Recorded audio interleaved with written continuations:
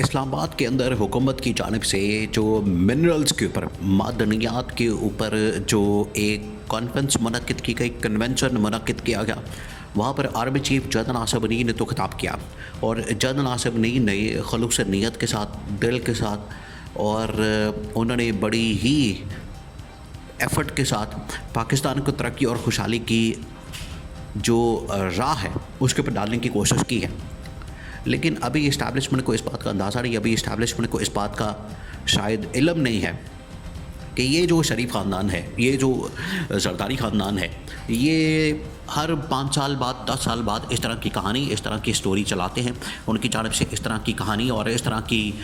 Film چلائی جاتی ہے بے وقوف بنانے کے لیے، اسٹیبلشمنٹ کو بے وقوف بنانے کے لیے، تاکہ ان کو 2-3 سال 4 سال 5 سال جو ہے حکومت کے لیے مل جائے، حکومت کے اندر بیٹھے رہیں، اقتدار کے اندر بیٹھے رہیں، اقتدار کے مزے لوٹ سکیں، اور اقتدار کے مزے لوٹتے لوٹتے اپنی لوٹ مار کر سکیں،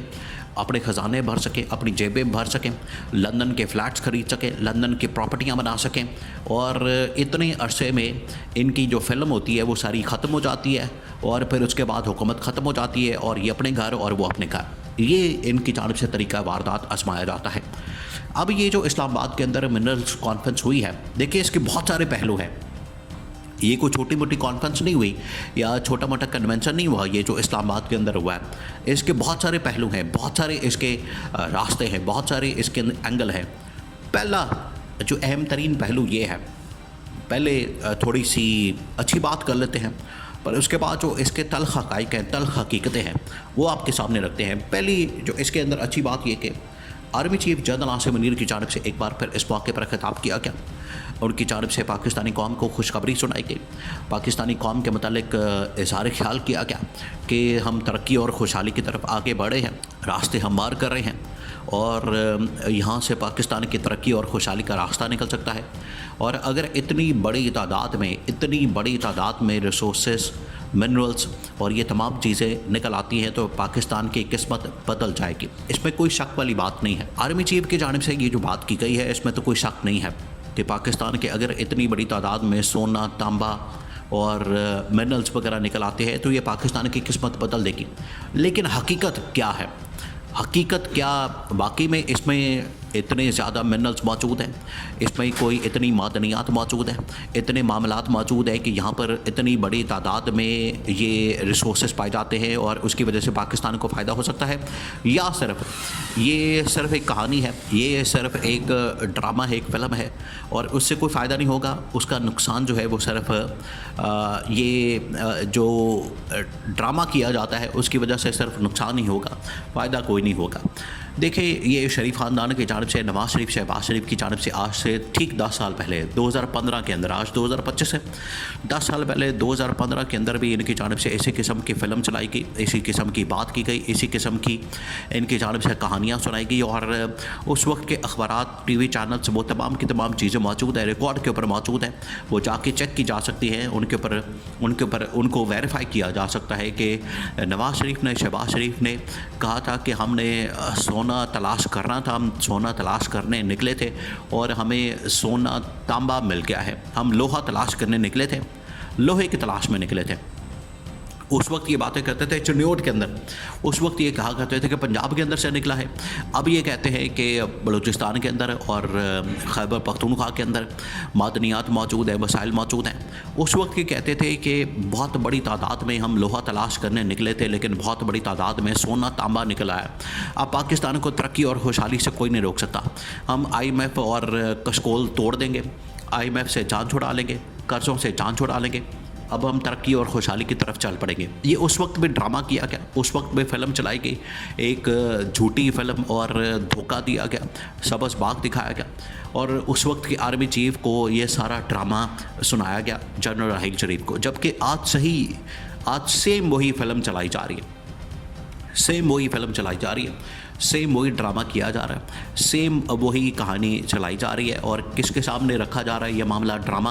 یہ رکھا جا رہا ہے آرمی چیف جنرل آصف کے سامنے۔ تو جنرل آصف کو اس حوالے سے خبردار رہنے کی ضرورت ہے، یہ اس حوالے سے ان کو اب بالکل بھی وارننگ ہے ان کے لیے اور ان کو اس حوالے سے الرٹ اور چوکس رہنے کی ضرورت ہے کہ یہ جو ڈرامہ ان کی جانب سے کیا جاتا ہے اس کے پیچھے حقیقت کیا ہے۔ یہ صرف اپنے اقتدار کی خاطر اور کہہ رہے ہیں کہ ہم جنرل عاصم کے ساتھ مل کر پاکستان کو ہمیشہ کے لیے ترقی اور خوشحالی کی طرف لے جائیں گے۔ بھائی آپ تو ویسی گورنمنٹ جو ہے وہ 3-4 سال کی ہے، آرمی چیف کا جو ٹرینیور ہے وہ 1-2 سال کا ایکسٹینشن کے بعد، ورنہ یہ تو آخری سال ہونا تھا۔ تو کون سی کوئی ایسی چیز ان کے پاس آ گئی ہے کہ یہ 10 سال 15 سال 20 سال کی بات کر رہے ہیں؟ ترقی اور خوشحالی 20 سال 25 سال 40 سال 50 سال تو کم از کم چاہیے۔ تو ان کے پاس کون سی ایسی چیز ہے؟ یہ فلم چلائی جا رہی ہے، ڈرامہ کیا جا رہا ہے۔ دیکھیں آرمی چیف کی نیت جو ہے پیچھے بڑی ٹھیک ہے، اور لیکن ان کو اندازہ نہیں کہ معصومیت کے اندر وہ ان سے دھوکہ کھا جائیں گے،